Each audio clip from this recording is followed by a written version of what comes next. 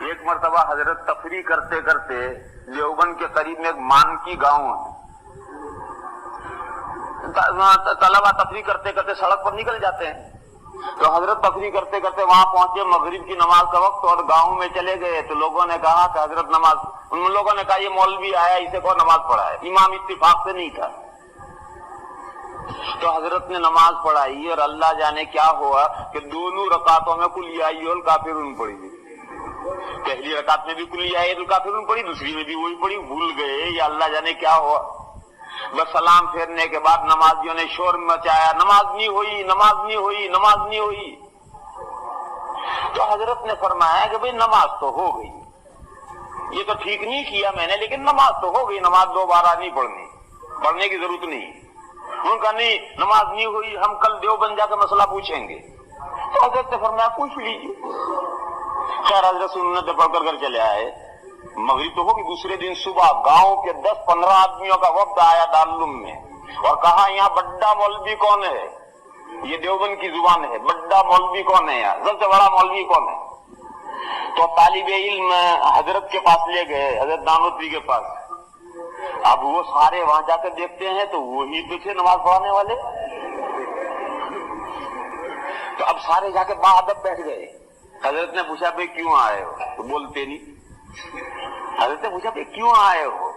تو بہت پوچھا، تو ایک بولا، کہنے لگے اجی حضرت جی تو کل وہیں کہہ دیتا کہ میں ہی بڑا مولوی ہوں تو ہم یہاں نہ آتے۔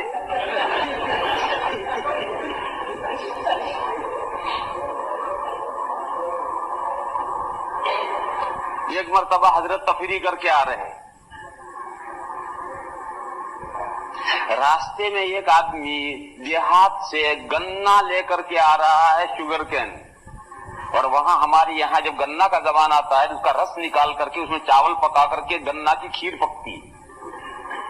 تو وہ گنا گاؤں میں سے گنا لے کر آ رہا ہے، حضرت نانوتوی کے لیے ہدیہ لا رہا ہے، گفٹ لا رہا ہے،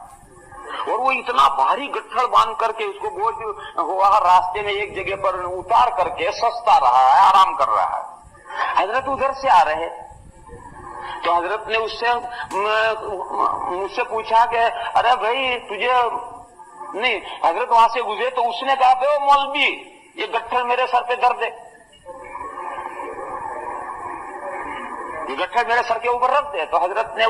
جب اٹھوا رہے تو حضرت نے اٹھواتے وقت قسمت کے مارے اس سے کہہ دیا کہ ارے تجھے بوجھ لگے تو لا میں اٹھا لوں، تو کہنے لے اٹھا لینا پھر۔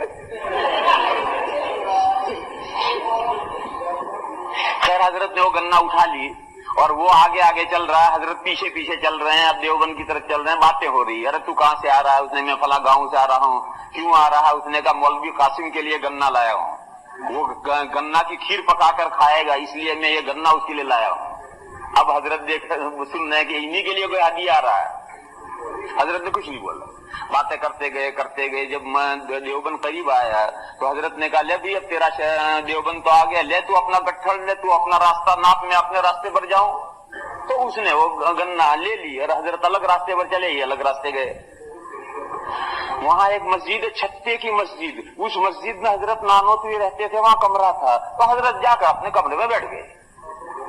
اب یہ گٹھڑ گنا کی اٹھائے، مدرسے پر پہنچا، اس نے طالب علموں سے پوچھا مولوی قاسم کہاں رہے، تو طالب علموں نے کہا کہ اس مسجد میں رہتے ہیں۔ خیر وہ مسجد میں پہنچا، وہاں طالب علم پوچھا بھی مولوی قاسم کہاں ہے، انہوں نے کہا اس کمرے میں، تو اس نے گنا گٹھڑ باہر رکھا اور اندر جا کر کے حضرت سے ہی پوچھتا ہے مولوی قاسم کہاں ہے، تو حضرت نے فرمایا کہ مجھے کو مولوی قاسم کہتے ہیں، تو کیا اچھا تجھے گنا کی کھیر کھانی ہوگی، اس نے کہا اچھا تجھے گنا کی کھیر کھانی ہوگی سے مولوی قاسم بنا ہے، اور نہیں دی، واپس آیا، پھر طالب علموں سے پوچھا مولوی قاسم کہاں ہے، طالب علموں نے کہا وہی حضرت بیٹھے ہوئے ہیں۔